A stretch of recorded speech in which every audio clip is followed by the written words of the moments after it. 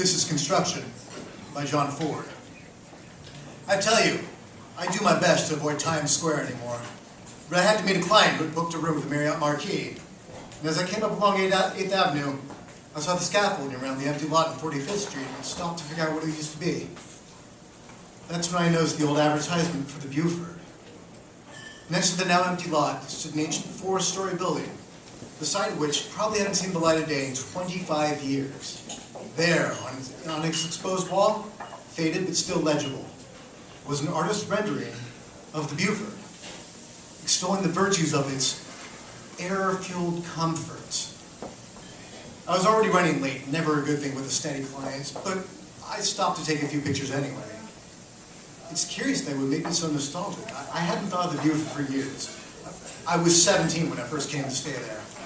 The summer before, in my hometown in Texas, we watched the news coverings of the riots during the blackout, along with the constant attention of the Son of Sam killings. And when I saw it on TV, I couldn't wait to live there. I spent a year flipping burgers and mowing lawns to join our local community theater on a week-long trip to New York the next summer. And as I wrapped each quarter-pounder and raked up each bag of lawn clippings, I saw myself closer and closer to that danger. I flew out a week before the tour group to spend time with my grandparents in the retirement community in New Jersey.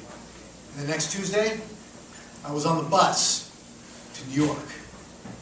I was originally to have shared my room at the Buford with Ron, the director of the young adult productions at the community theater, and Frank, a high school dropout with whom I'd been having what I viewed at the time as an extremely torrid affair. Well, as long as torrid as it gets between two 17-year-old boys. But Ron was highly effeminate, an unmarried man in his early 30s, and a few weeks before the trip, my mother took me aside and told me I would not be allowed to room with him. I could have eased her worries by explaining he had already made a move on me and had been rebuffed. But at the time, I figured it was best to nod seriously and agree with her.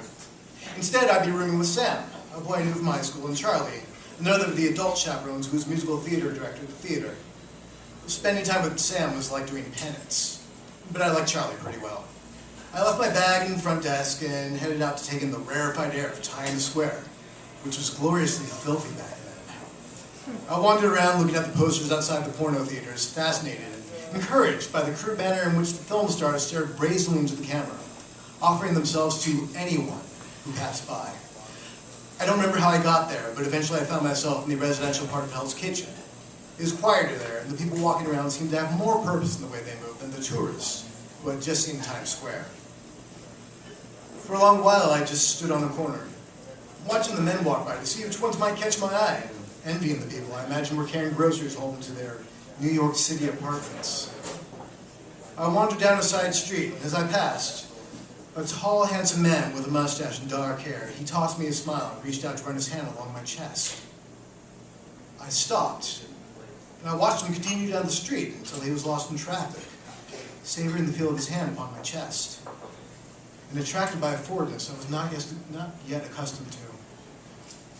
When I returned to the hotel, Ron was herding the group into the room and arguing with the woman at the desk. He clucked at me, chiding me not to go off on my own again. I announced to everyone I'd just gone out for a soda, but as soon as Ron and Frank and I were alone on the elevator, I told them all about the man who would touch my chest and give me a smile. Frank, being Frank, made a little face and asked if he had a seeing eye dog. He had taken to finding ways to tell me how unattractive I was, disregarding the fact he'd spent months chasing after me. But Frank was like a lot of guys who come to know. He liked to have a number of people in his orbit, and after he'd made an acquisition and grown used to it, he didn't like to give it up, even if he no longer wanted it. He would pick me up and polish me for a little while, admiring my facets and flaws, then return me to where I'd been. For a while I'd been willing to play along, pining after him and obsessing over what I was doing wrong. That afternoon, the feel of the man's hand was still warm on my chest, and I wasn't going to give it up quite so easily. It's one of the things I like to remember about that summer. For the first few days of the trip, I spent a good deal of my time either trying to angle a seat next to Frank at the theater, or overtly sitting as far away from him as possible, and he seemed to do the same thing. But somewhere along the line that week, we called a truce. It must have been Saturday afternoon, because I remember hatching our plan during a matinee, sitting at the downstairs lounge at intermission and smoking from my pack of cigarettes. He took a ragged copy of the Village Voice out of his backpack, opened it to the back pages to show me a listing of gay bars. We could sneak out that night and visit some of them, he suggested.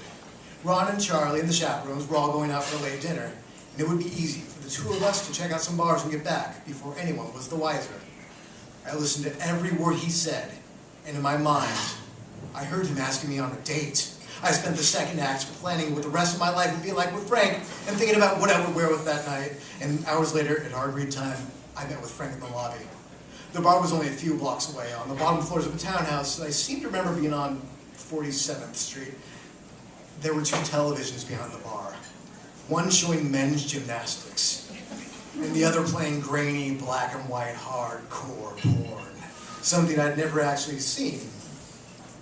The action on the screen became more intimate, and the camera cut to a close-up of what seemed like detached body parts, sawing away at each other, and all I could imagine was doing that to Frank. But when I turned away from the screen, I saw that he was already talking to another man. And I suddenly knew that that would never happen. The guy he was talking to was handsome, probably in his 30s. He had a sweet, shy look that I found really sexy. Probably something to do with the horn-rimmed glasses he was sporting, this long before they were retro or ironic. I couldn't hear everything Frank was telling him, but I could tell from the way he was talking that most of it was lies. Frank kept putting his hand on the guy's shoulder as they talked, and as the guy cocked his ear to listen to Frank, he would occasionally catch my eye and smile. Later, when he excused himself to use the restroom, Frank turned to look at me for the first time since we came in. He leaned into me with a triumphant look on his face and shouted above the din of the bar that he was going home with the guy. But by that point, I had already decided that wasn't going to happen. So when he came back from the men's room, I sat back on my bar stool watching Frank work him furiously and let the guy come to me. It was somewhere during our second drink it became clear to Frank what was going to happen, and I'll always hold that look on his face as we left him at the bar. I went back with the guy to his apartment, and then I took him in my arms, and I did to him what I wanted to do to Frank. When we were done, we lay in his bed talking and smoking cigarettes as I finished my beer. And at one point, I realized it was time for me to leave.